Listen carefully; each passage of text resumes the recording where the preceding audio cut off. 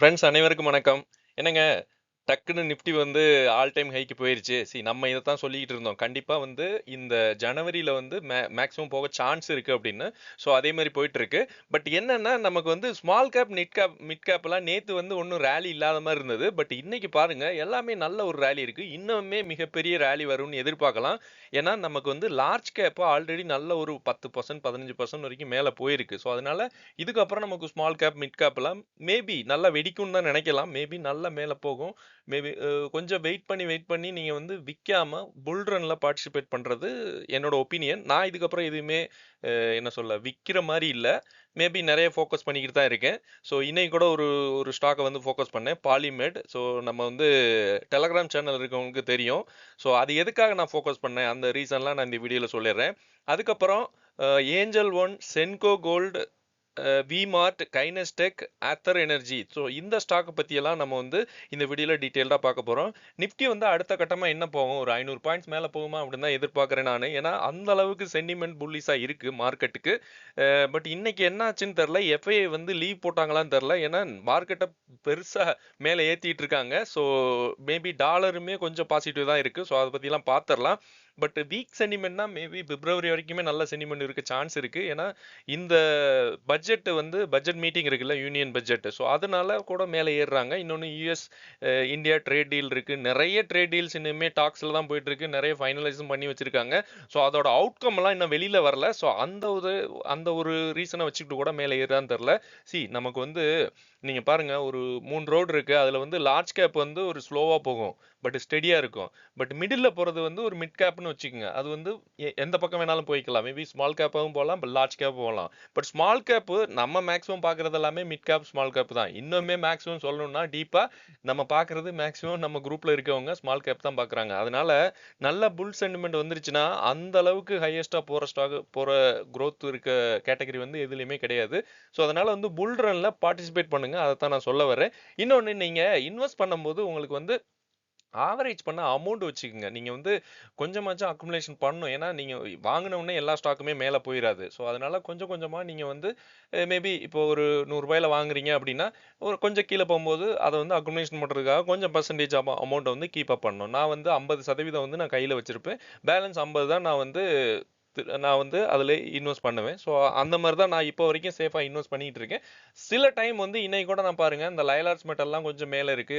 அதுக்கப்புறம் அந்த கிராவிட்டா அதெல்லாம் கொஞ்சம் மேல இருக்கு. ஸோ அதனால அதுலேருந்து 20% வெளில எடுத்து நான் வந்து இன்வெஸ்ட் பண்ணலாம்னு யோசிச்சேன். ஸோ இந்த மாரி நீங்க வந்து ஐடியா பண்ணிக்கிட்டு நீங்க இன்வெஸ்ட் பண்ணலாங்கிறது என்னோட ஒப்பீனியன்.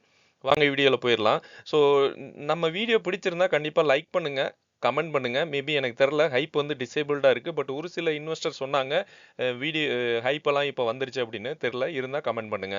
அதுக்கப்புறம் நமக்கு வந்து டெலகிராம் குரூப் இருக்கு, டெலகிராம் சேனல் இருக்கு. கண்டிப்பா உங்களுக்கு யூஸ்ஃபுல்லா இருக்கும். நியூ இன்வெஸ்டர்னா நீங்க அதுல ஜாயின் பண்ணுங்க. உங்களுக்கு ஒரு சில விஷயங்கள் வந்து எக்ஸ்பீரியன்ஸ்டு இன்வெஸ்டர் வந்து உங்களுக்கு கிடைக்கும். எஃப்ஐடிஐ டேட்டா நேத்துமே நல்லா வித்திருக்காங்க.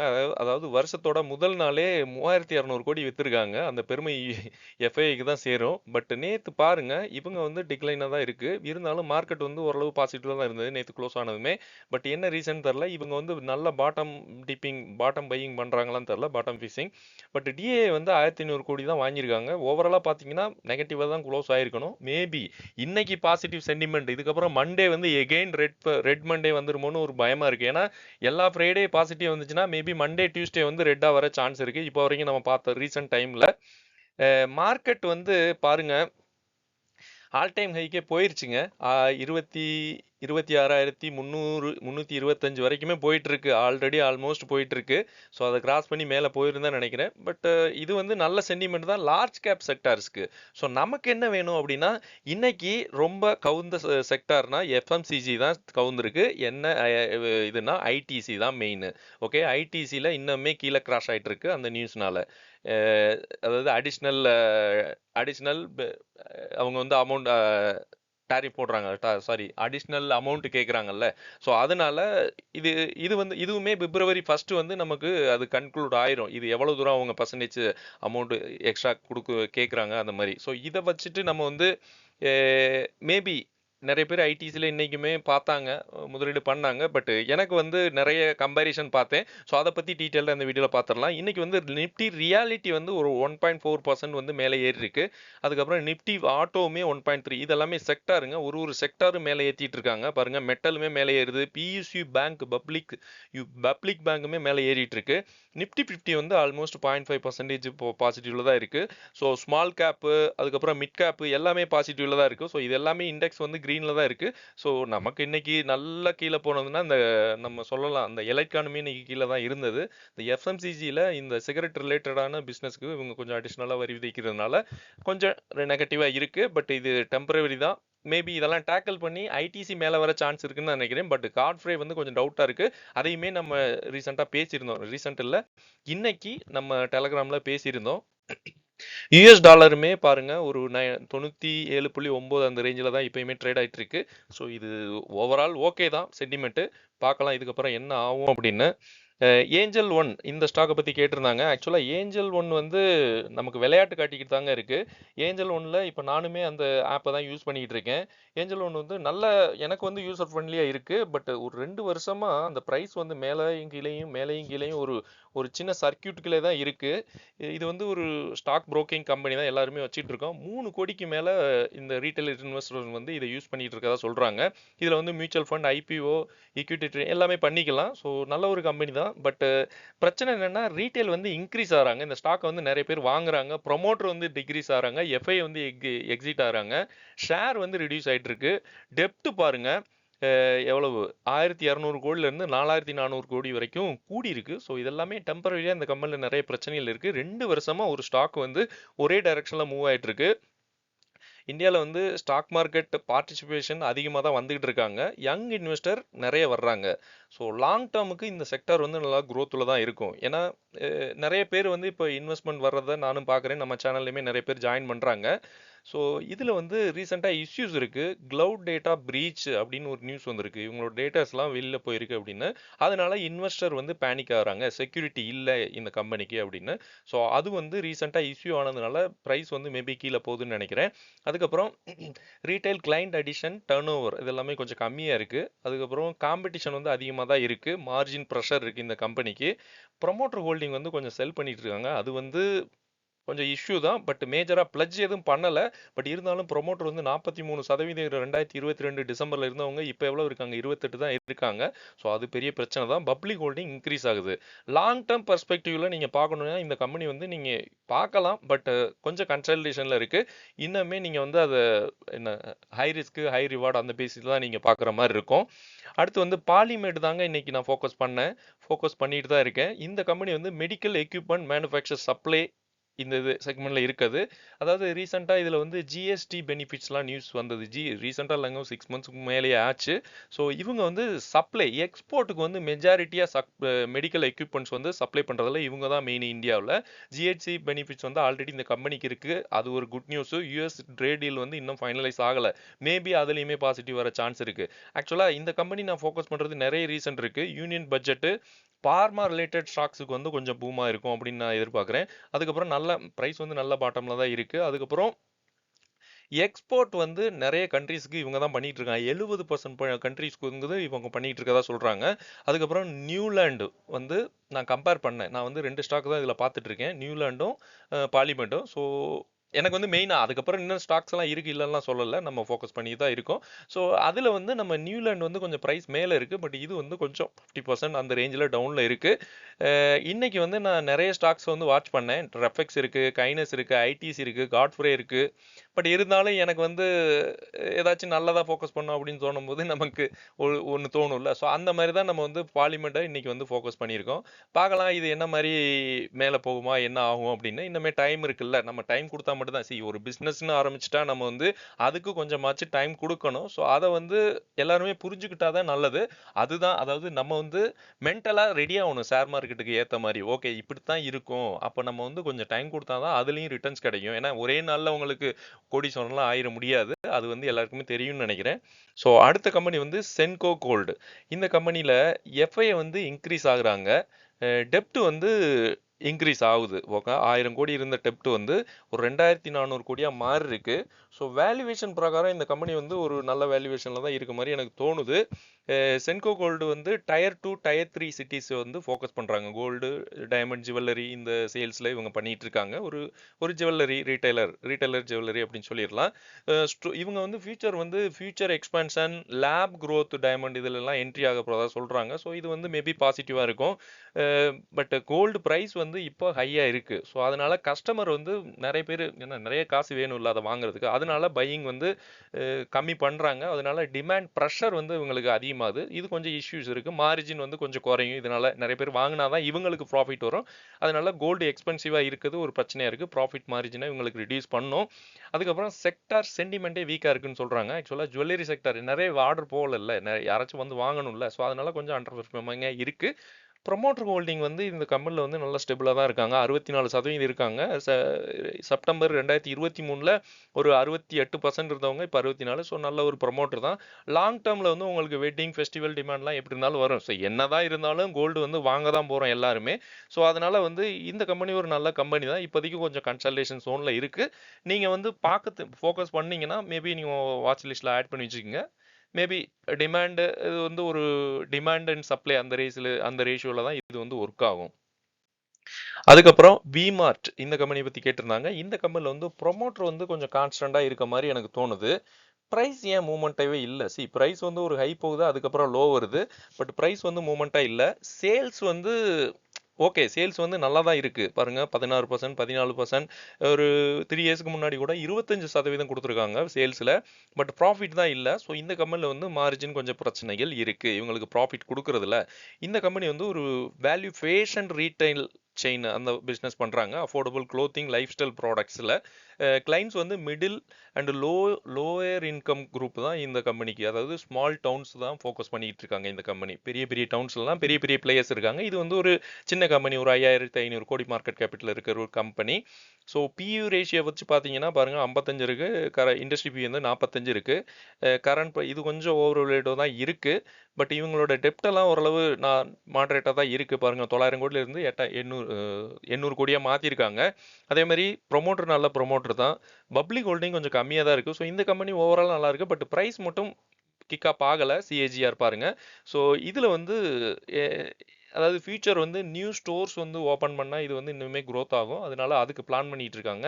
ரீட்டைல் பெனட்ரேஷன் இன்க்ரீஸ் ஆகும் அப்படிங்கிறாங்க. அதனால இன்னொன்று இஷ்யூஸ் எல்லாம் இப்போ ரீசெண்டாக இந்த கம்பெனியில் வந்து குவார்ட்டர்லி ரிசல்ட் எல்லாம் கொஞ்சம் லாஸில் இருக்கு. அதாவது என்னதான் சேல்ஸ் வந்தாலும் இவங்களோட மார்ஜின் வந்து கொஞ்சம் ஹை ப்ரைஸாக விற்றா யாருமே வாங்க மாட்டேங்கிறாங்கன்னு நினைக்கிறேன். இவங்க ஃபோக்கஸ் பண்ணுறது ஸ்மால் டவுன்ஸ் தான். ஸோ ரொம்ப சின்ன டவுன்ஸில் ஃபோக்கஸ் பண்ணும்போது ரீட்டைலர்ஸ் வந்து அதிக பணம் கொடுத்து வாங்க விரும்ப மாட்டாங்க. நிறைய காம்படிஷன் நிறையவே இருக்குது.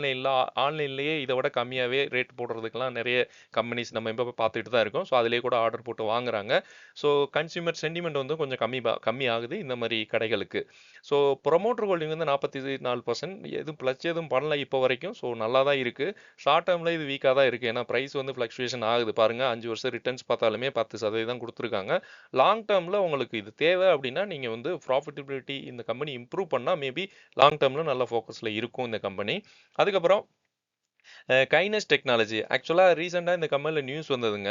அதுக்கப்புறம் இந்த கம்பெனி வந்து கீழே விழுந்துருச்சு. பட் கிக்காப் ஆகி மேலே ஏறும் அப்படின்னு எல்லாருமே எதிர்பார்க்குறோம். இன்றைக்குமே நான் இந்த கம்பெனி ஃபோக்கஸ் பண்ணலான்னு பார்த்தேன். பட் தெரிலங்க. நான் ஒவ்வொருத்தவங்களுக்கும் ஒரு இன்ட்ரெஸ்ட். இந்த கம்பெனி மேபி அமௌண்ட்டு அதெல்லாம் பார்க்கணும்ல, இவங்கெல்லாம் இதுக்கப்புறம் எப்படி பண்ணுறாங்க அப்படின்னு. பட் நல்ல ஒரு கம்பெனி. இது ரீசெண்டாக ஆக்சுவலாக நியூஸ் எல்லாம் அவங்க டேக்கிள் பண்ணி மேலே வந்துட்டாங்கன்னு தான் நினைக்கிறேன். பட் ப்ரொமோட்டர் வந்து எக்ஸிட் ஆகுறாங்க. அதுதான் நியூஸு. அதுதான் பேட் நியூஸாக இருக்குது இப்போதைக்கு. டிஏ வந்து இன்க்ரீஸ் ஆகுறாங்க. அது பாசிட்டிவ் தான். டெப்ட் வந்து கூடி இருக்கு. ஓகே, டெப்ட் வந்து 189 கோடியிலேருந்து 885 கோடியாக மாறி இருக்கு பாருங்க நீங்களே. வேல்யூவேஷன் வந்து கொஞ்சம் ஓவரோட தான் இருக்கு. பட் சேல்ஸ் எல்லாமே சூப்பரான பர்சன்டேஜ். இந்த இயர் மட்டும் 48% வந்து பிரைஸ் வந்து சிஏஜிஆர்ல அடி வாங்கியிருக்கு. இது வந்து ஒரு இஎம்எஸ் மேனுஃபேக்சரிங், அதாவது எலக்ட்ரானிக் மேனுஃபேக்சரிங் சர்வீசஸ்ல இருக்க ஒரு கம்பெனி.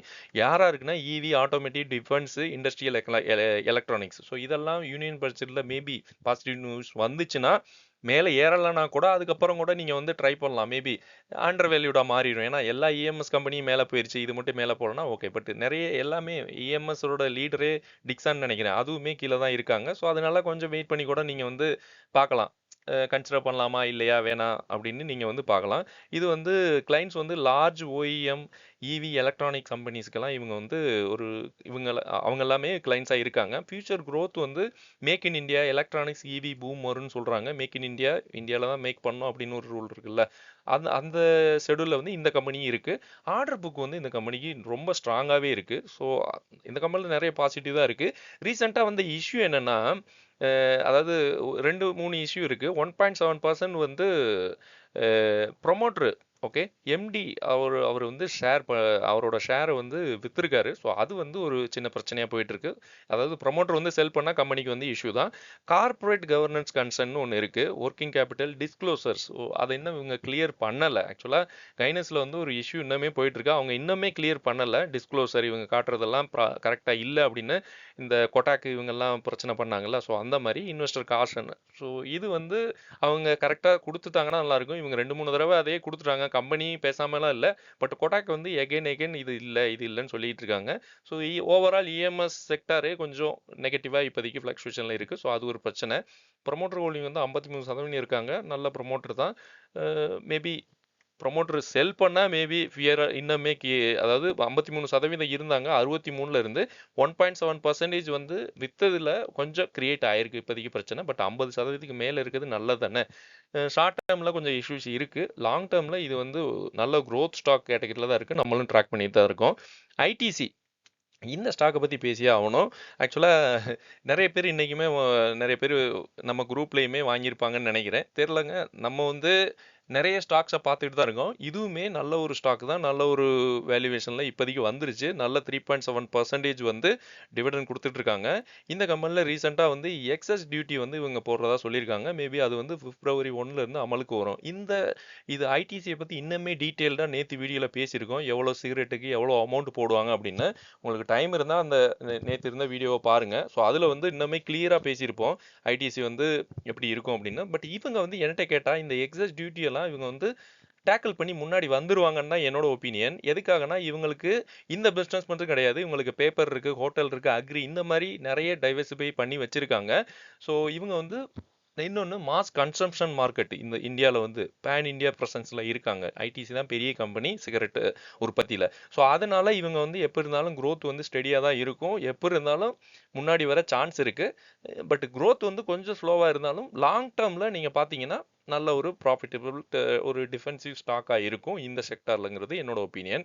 அடுத்து வந்து அத்தர் எனர்ஜி, இந்த கம்பெனி பற்றி கேட்டிருந்தாங்க. இது வந்து நம்ம சொல்லணும்னா ஆர்ஓசிஏ ஆர்ஓஇ பாருங்கங்க, எல்லாமே நெகட்டிவ்ல இருக்குங்க. நம்ம வந்து அட்லீஸ்ட் 15 பாசிட்டிவ்ல இருக்கணும். பட் ப்ரைஸ் வந்து நல்லா மேலே போயிட்டு இருக்கு. ஸோ இந்த கம்பெனியில் கொஞ்சம் பிரச்சனைகள் இருக்குன்னு தானே நீங்களே ஃபீல் பண்ணுறீங்கல்ல.